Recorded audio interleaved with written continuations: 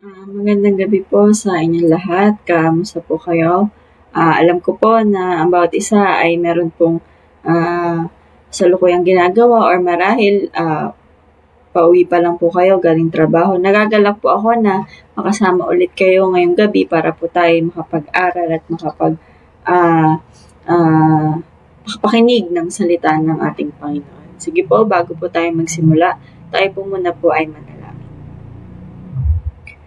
Panginoong Diyos na makapangyarihan sa lahat, Lord God, maraming salamat po sa patuloy na pagbibigay sa amin ng pagkakataon para makapag-aral at nilay, Panginoon, ng iyong mga salita, Panginoon. Lord, nawa po kayo lamang po ang maitaas namin ngayong gabi. Nawa po malinis po ang aming puso't isipan, Panginoon, at matuto po kami sa anuman pong aral na gusto niyo pong iparating sa amin, Lord God. Lord, i-bless niyo po ako at ang lahat ng makikinig, Panginoon. Nawa po ay malayo at marami pa pong marating ang mensaheng ito, Panginoon, Lord God. Lord, kayo lamang po ang aming papupurihan at pasasalamat. Wala po kaming may babalik sa iyo, kundi papurit pasasalamat. In Jesus' name we pray. Amen. Muli, magandang gabi po sa inyo lahat. Kamusta po kayo?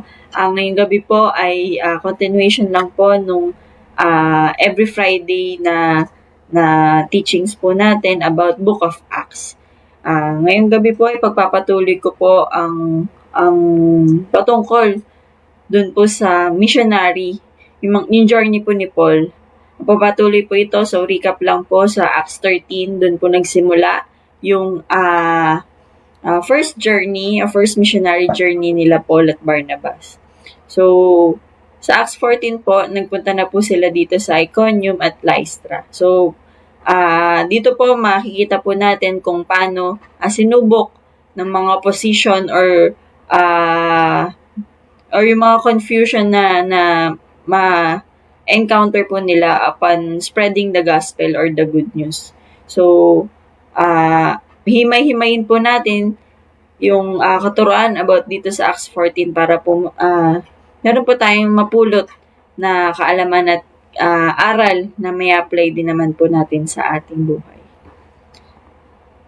Sige po, mag-start na po. Dito po sa first part ng Acts 14, pinakita po yung boldness in preaching the gospel. So, yung Acts 14 verses 1 to 7 po. Dito po, hinighlight ko lang po dito yung verses 1 to 3. Sabi po dito, at Iconium, Paul and Barnabas went as usual into a Jewish synagogue. There, they spoke so effectively that a great number of Jews and Greeks believed. But the Jews who refused to believe stirred up to the other Gentiles and poisoned their minds against the brothers. So Paul and Barnabas spent considerable time there speaking boldly for the Lord, who confirmed the message of His grace by enabling them to perform signs and wonders. So dito po nakita po natin yung courage na meron si Paul at Barnabas nung nagpunta po sila sa Iconium at doon po nag-spread ng gospel. So, sa part po na to, sinabi po dito na maraming naniwala, but the Jews who refused to believe stirred up the other Gentiles. So meron pong opposition na nangyari or hindi po natin may iwasan yon gaya po ng nangyari dito na sina Paul at Barnabas nag-preach sila with courage kahit na may opposition. Hindi po sila umatras or hindi po sila napanghinaan ng loob. Sabi po dito sa verse 3, so Paul and Barnabas spent considerable time there, speaking boldly for the Lord. So, nung nalaman nila na, syempre, meron pong mga opposition or hindi po nag-accept, lalo pa po nilang pinagbutihan or nagkaroon, yun yung nag-stir up sa kanila or yung nag-fire up sa kanila para lalong mag-spread ng good news or ng gospel among the people. So, ano po ba yung makikita natin dito sa verses na to? Na sa atin po bilang Kristiyano, alam po natin na may mga pagkakataon sa buhay natin na pag tayo po ay nag-share sa kung sino man po sa ating mga kaibigan or kahit sino man, hindi po natin maiiwasan na merong hindi maniwala or hindi po mag-accept kung ano man po yung faith natin kay Lord. Pero kapag po tayo nag-share ng faith, sana po huwag tayong matakot kung may tumanggi or kumontra about kung ano yung pinaniwalaan natin. Parang isipin po natin, ang trabaho natin ay magtanim lang ng faith sa kanilang mga puso. At si Lord na po yung bahala magpatubo kung ano man po yung tinanim natin sa kanilang, kung ano man po yung faith na pinangahawakan po natin. So, pag po kasi nag-share tayo, syempre we need to expect both acceptance and opposition when sharing Christ. So, kung hindi lahat po ay makikinig o tatanggap, don't be discouraged. Gaya po ni Paul at Barnabas, God is still working kahit po may resistance tayong natatanggap. Kaya pwede po natin itanong sa sarili natin kung tayo din po ba yung nasa kalagayan nila, handa po ba tayong maging bold at kahit hindi popular or yung message na sineshare natin sa kanila. Nawa po kung ano man po yung ginawa dito, ganun din naman ginawa dito nila Paul, na lalo pa silang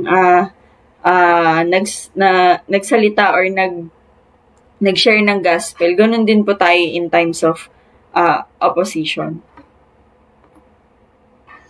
Next po, yung next part po dito,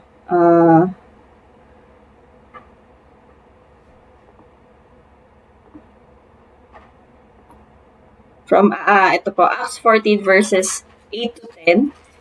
Dito po sa part naman na to, napakita po yung God's power confirm His word. So, nung nag-stay po dun sila Paul and Barnabas pa, sabi po dito sa verses 8 to 10, in Lystra, there sat a man who was lame. He had been that way from birth and had never walked. He listened to Paul as he was speaking. Paul looked directly at him, saw that he had faith to be healed, and called out, "Stand up at your feet." At that, the man jumped up and began to walk. So during that time, since nag-spread po sila or nag-speak po sila ng gospel, yun na rin po yung time nila para magpakita ng miracle or signs and wonders nang galing sa ating Panginoon. So, nung time na to, meron po nakita si Paul na crippled man or yung di po makakapaglakad or lumpo. Sabi pa po dito, he had been that way from birth and have never walked. So, nung nakita po niya to at itong crippled man na to ay nakikinig sa mensahe at yung katuruan ng Panginoon, nakita rin ni Paul, through Paul, nakita niya yung faith na meron tong taong to, meron tong lalaki na to sa ating Panginoong Jesus. At in that way, yun yung nakapagpagaling sa kanya. Sabi po dito, saw that he had faith to be healed and called out, "Stand up in your feet." And at that, the man jumped out and began to walk. So, ano yung makikita po natin dito na kung paano kumilos ang Panginoon. So, God still shows His power through transforms life today. So, nung hinil po ni Paul yung crippled man, proof po ito na ang message po talaga na sinasabi nila Paul at Barnabas ay galing po talaga sa ating Diyos. So, the miracle pointed people to the gospel. Nung nakita nila to na talagang ang sinasabi ni Paul ay nakakapagpagaling at nakakapagbigay ng miracle, dun sila lalong naniwala na totoo ang Diyos sa pinaglilingkuran ni Paul or yung sinishare niyang gospel, sinishare niyang good news. Ngayon naman, makikita in our modern life or in our daily life, ganito din naman po sana yung makita ng iba sa atin. Kung paano po yung miracle na binigay sa buhay natin or yung nabago yung buhay natin, ganun din naman po yung makita ng ibang tao na talagang buhay ang Panginoon na pinaglilingkuran natin. Ang pinakamalaking miracle po na may papakita na sa kanila ay ang pagbabago ng buhay. So, kung bilang Kristiyano, kung meron po tayong pinapakita sa iba na changes, good changes na towards po sa ating Panginoon. In that way, makikita po ng iba na totoo ang Diyos na pinaglilingkuran niya. So, syempre, may encourage po natin sila na magkaroon din ng faith sa ating Panginoon dahil tayo po mismo yung nagiging testimony at nagpapatunay na buhay at totoo ang Diyos. So, sana po maisip din po natin na gaya po dito na nakikita po ba sa buhay natin na yung pagbabago ay galing sa ating Panginoon. Sana po ganun po yung nakikita sa atin para po ma-reflect po natin kung ano po ba talaga yung purpose natin dito sa mundo. Gaya rin po ni Paul nung pinakita niya yung miracle na galing sa Panginoon. Marami pong na-encourage na naniwala na talagang buhay at makapangyarihan po ang ating Panginoon. Yung next part naman po, sabi po dito sa Acts 14 verses 11 to 18. When the crowd saw what Paul had done, they shouted in their language, The gods have come down to us in human form. Barnabas they called Zeus, and Paul they called Hermes, because he was the chief speaker. But when the apostles Barnabas and Paul heard of this, they tore their clothes and rushed out in the crowd shouting, Friends, why are you doing this? We too are only human, like you. We are bringing you good news, telling you to turn from the worthless things to the living God, who made the heavens and the earth and the sea and everything in them. So, nung part po na to, nung nakita nila yung miracle na nangyari or pinalakad ni Paul, or nung time na yun ni Paul, yung isang lumpong lalaki, akala po nila ay sila po yung mga Diyos-Diyosan or parang naging bumabang ay nasa lupa na mga Diyos nung time na yon. At tinawag po nila na si Zeus at si Hermes daw po nung time na yun dahil akala po nila sila Paul at Barnabas yung nagpapagaling or nagpagaling doon sa crippled man. Pero ang katotohanan po nun is ang Panginoon through Paul and Barnabas at merong faith yung tao na to, dun gumaling or dun nakalakad yung crippled man na nakita nung time at nakikinig nung time na yon. So, nung nalaman ni Barnabas at Paul na sila yung sinasamba ng mga tao, syempre hindi nila kinuha yung glory or yung hindi nila credit sa sarili nila kung ano man yung nangyari. Sa halip, sinabi po nila sa mga tao na bakit yun yung ginagawa? We too are only human. So, hin-highlight po nila na sila ay tao lamang din at tigapagdala at palaganap lamang ng mabuting balita, telling you to run from those worthless things to the living God. So, binigay po nila yung glory pa rin sa Panginoon. So, all glory belongs to God. So, sa part na to, nung pinagkamalang silang Diyos-Diyosan, or ginawa silang Diyos-Diyosan, ang mga apostles na to si Paul, ay binalik nila, pointed them back to the living God. So, all glory belongs to God, hindi sa kanila. Ganon din naman po sa atin, na kung meron man po tayong mga na-achieve, or na nakakamit or meron tayong nagagawang maganda, wag po natin sana laging kunin yung credit. Because all glory belongs to God, not us. So, nung time na gusto mga taong i-worship si Paul at Barnabas, at tinanggihan nila ito at sinabi, turn to God, turn to the living God. So, minsan po kasi may mga sa atin, may mga tendency tayong kunin yung credit. Lalo na kapag successful yung isang bagay or sabihin na lang po natin, yung mga simpleng bagay na nagkaroon tayo dito sa mundo. Naging successful tayo sa work, sa ating career, sa ating relationship, sa aspeto ng pag financial breakthrough.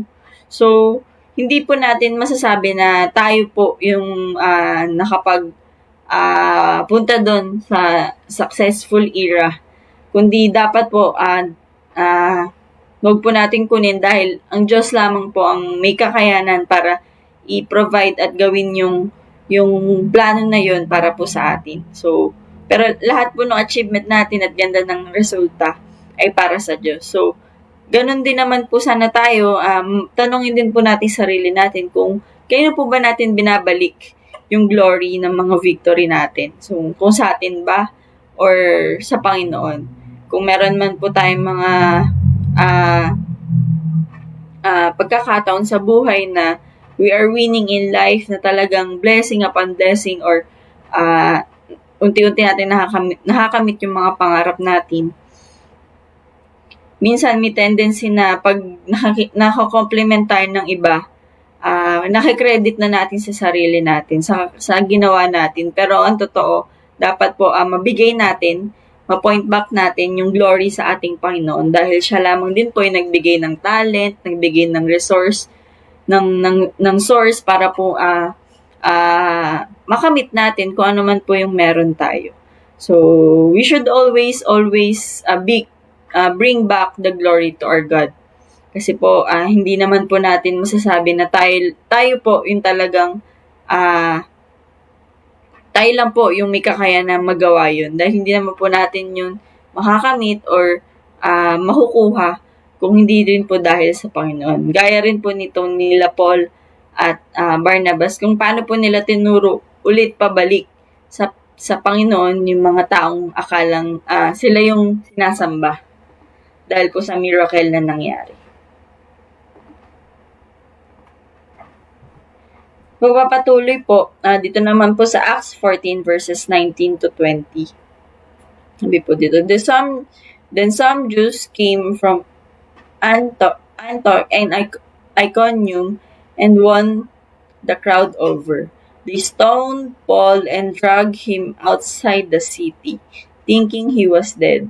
But after the disciples had gathered around him, he got up and went back into the city. The next day, he and Barnabas left for Derbe.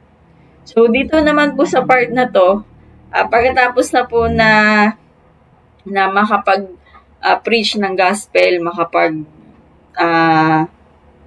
perform ng signs and wonders ng ating Panginoon, yung perseverance naman in persecution. Dito naman po, pinagkaisahan naman po yung mga apostles natin, si Paul at si Barnabas ng time na to. Dahil yung mga Jews na win over po yung crowd na nandun, na poison po yung mind nila. At ang ginawa is, they stoned Paul and dragged him outside the city thinking he was dead. So, ganun po yung naranasan or naibalik pa kay Paul sa kanyang ginawa. Dahil marami nga pong opposition at hindi naniwala sa kanya. So, Paul is stoned and left for dead. Iniwan siya na parang patay, pero makikita po natin dito sa verse 20, but after the disciples had gathered around him, he got up and went back to the city. Tumayo ulit siya at bumalik sa city. Hindi po siya nag-give up dun sa mission niya. Kahit po ganun na yung ginawa sa kanya, ganun na ginawa kay Paul na pinagbabato siya, parang stone to death talaga yung ginawa sa kanya na akala, to the point na akala patay na po siya. Dito po natin makikita kung ano yung perseverance na meron si Paul sa pagpapalaganap ng good news or ng gospel. So, ang ma-apply naman po natin sa buhay po natin ay ang pagsunod sa ating Jesus ay hindi lang lagi po talaga madali. May mga trials din po tayong ma-encounter, mga persecution. Pero ang totoong Kristiyano pong disipulo po talaga ng Panginoon ay bumabangon at nagpapatuloy.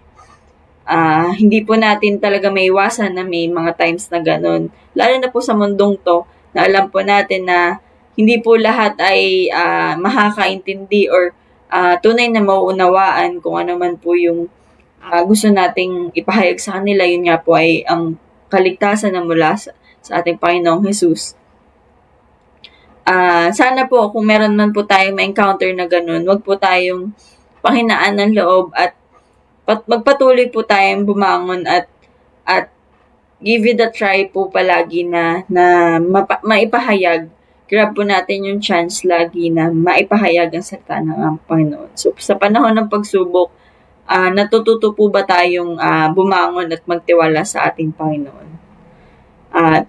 Sana po maging inspiration po itong nangyari kay Paul na sa kabila ng persecution, pinakita po niya yung perseverance sa pagpapahayag ng salita ng Panginoon. At dito po sa last part ng Acts 14, sabi po dito sa verses 21 to 22, they preached the gospel in that city and won a large number of disciples. Then they returned to Lystra, Iconium, and strengthening the disciples and encouraging them to remain true to the faith. Sabi po dito, we must go through many hardships to enter the kingdom of God, they say. So, dito po, pinapakita yung strengthening and establishing the church. So, nung time na to, marami na po silang nahikayat at naging believer that time sa ating Panginoon. At patuloy po na pinapahayag ni Paul na maging matatag tayo bilang disipulo at in-encourage na to them to remain true to the faith. Siyempre po, may mga pagkakataon na talagang masusubok yung pananampalataya natin. So sabi dito, we must go through many hardships to enter the kingdom of God. So highlight po dito yun na talagang sa ating buhay Kristiyano, meron po tayong pagdadaan ng mga hardship patungo sa kingdom of God. So mahirap naman po na wala pong encourage or nakapagbigay ng kalakasan sa atin. Kaya maganda po na nakikita po natin dito na kahit po ina-expect po natin na maraming trials and hardship is makikita po natin na may kabuluhan lahat po nung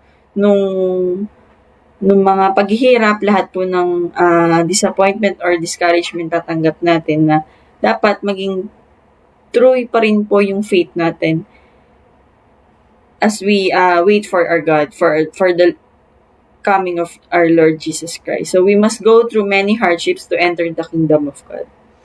So, ang lesson po dito yung naging spiritual growth natin.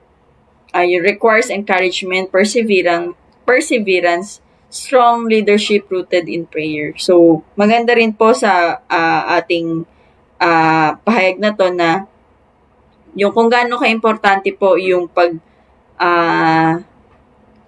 pagkakaroon din ng church or ng ministry.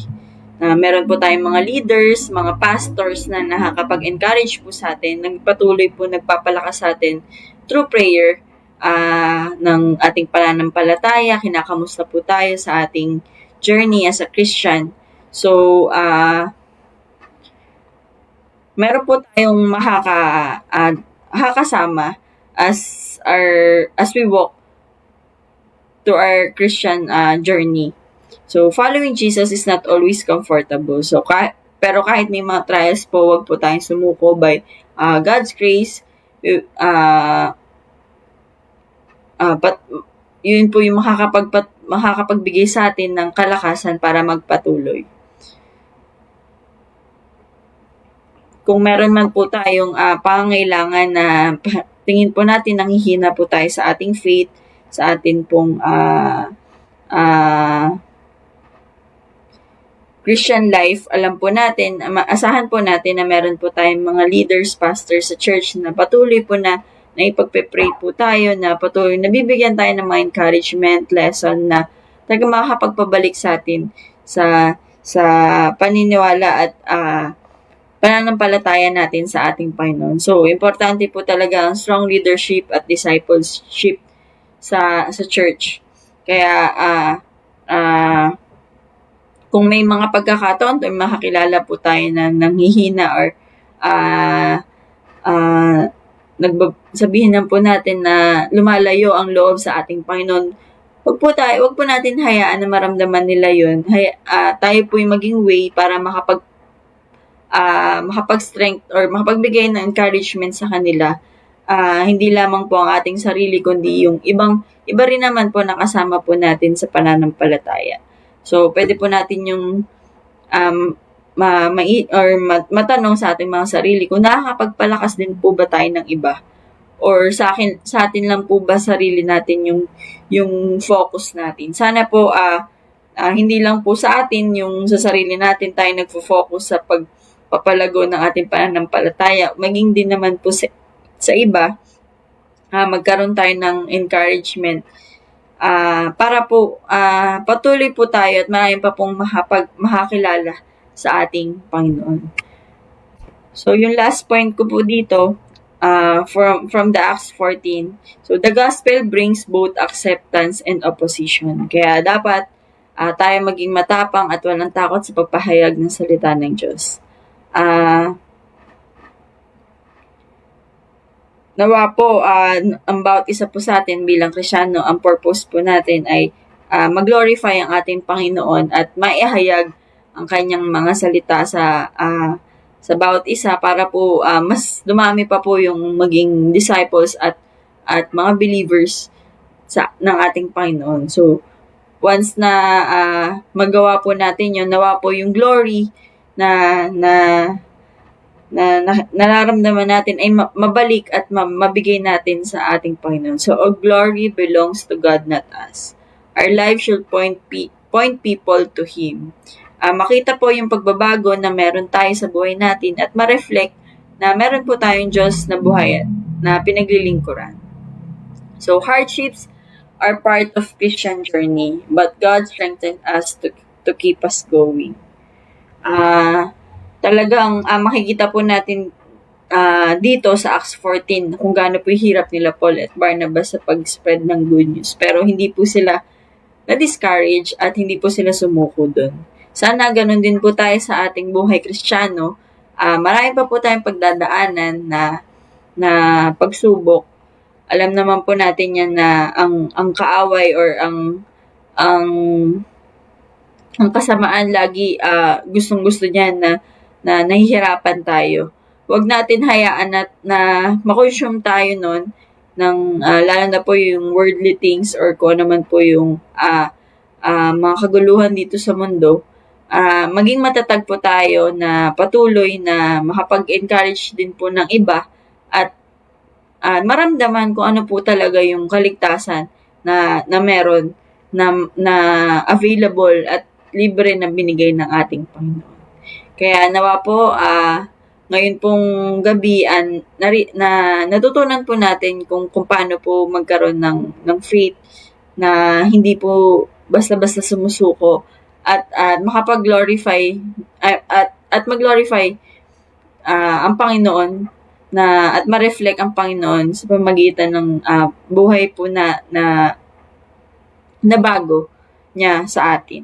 Kaya po nawa po ang bawat isa ay marami pong natutunan dito po sa pag-aaral po natin. Ako rin naman po ay tunay po na bless kung paano kumilos ang Panginoon through trials and kung paano dapat siya mag-glorify in every season of our lives.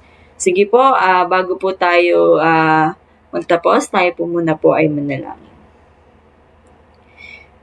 Panginoong Diyos na makapangyarihan sa lahat, Lord God, maraming salamat po, Panginoon, sa pagkakataon na pinagkaloob niyo po sa amin para po kami makapag-aral ng iyong salita, Lord. Lord, naniniwala po kami na bagamat marami pong magiging pagsubok sa aming journey bilang Kristiyano, bilang iyong mananampalataya, patuloy niyo po kami binibigyan ng kalakasan, Panginoon, para po hindi po kami manghina, Panginoon, Lord. Lord, nawa po matutunan po namin na ibalik sa iyo lagi ang glory sa mga lahat ng blessings na natatanggap namin, Panginoon.